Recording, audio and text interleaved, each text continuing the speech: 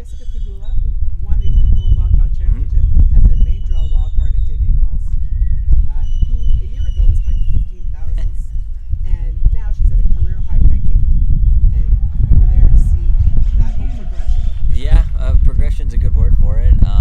When I first started working with Jess, she had just come off hip surgery, and we couldn't do anything but hit down the middle, and I almost had to just hand toss, the ball to her because she couldn't move or anything like that. She took it really slowly, and it was a really good progression on her end, and she did all the right things to get back out there. And yeah, like you said, not too long ago she was playing $10,000 and $15,000 events, and now we're here in beautiful Indian Wells, and she's main draw. So I'm really happy for her. What was the biggest thing, do you think? I mean, she, beyond obviously being in good health, but the previous time she had come back and won matches, but she got to about 150 and got hurt again.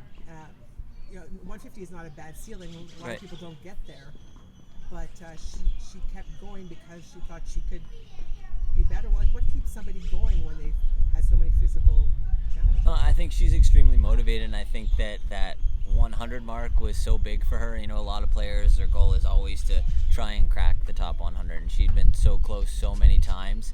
I think the thing that changed the most for her is she really started taking care of her body and her diet and her fitness and everything, and she realized that it's not only the work on the court, it's the work off the court that's really going to make the biggest difference for her.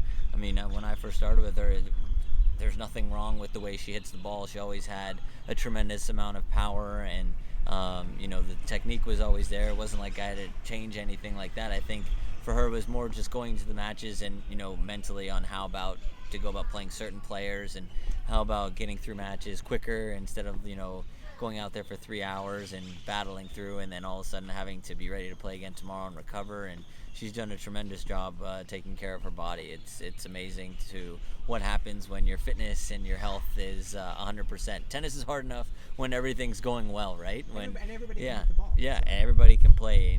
When you're out there and you're 100% healthy, you're not going to be like that every day. So she's done a great job with that. It's not just her case, but you hear that a lot. That players are able to make that leap when they pay attention to all those other things off the court, and I'm curious about that because you see juniors, you see everybody, and everybody's surrounded by a lot of people, and yet it's only later on that all of a sudden all of those other details. I feel like the men do a better job of that generally, but why not? And this is to not criticize anybody who's come before with her or anybody, but why does all of that stuff, paying attention to that stuff, not begin earlier? I think she kind of came in her own and matured as a person, not just on the court but off the court as well. I mean, she's got to be in a great place in her life right now. She just turned 25. She just got engaged, so she's excited, and it just goes to show when everything's going well and you're happy on and off the court, it just kind of carries over into your matches and your daily routine. I mean, she's just fun to be around, easy to get along with, very coachable and very respectful, and I think that's really key. And like I said, I think it's just her maturing as a person. I'm sure people have told her time and time again, you need to do this, you need to do that, but now, you can only be pushed so much. Obviously it has to come from you and it has to come within. Tennis is pretty tough sport and an individual sport, so you can't lean on anybody else. It's just you out there. So I think she's finally come to terms with that and realized what it's really going to take. And like I said, she's at her career high ranking. She'll be almost in the 80s after this last week at the Oracle event, and sky's the limit. I mean, like we set out a goal when we first started that to be top 200 within the first year, and she did that. And now she's 90 in the world. If someone were to give me a piece of paper or her a piece of paper and say, hey, at this time in 2 years from now you're going to be 90 in the world, I'm pretty sure we all would have signed that piece of paper. So I'm excited for her, and now she can't be complacent and happy where she is because she can keep going. So we'll see what happens. She said that one of the things that you brought to the table was the understanding that she's always been a hitter, she's a big game, and that's it.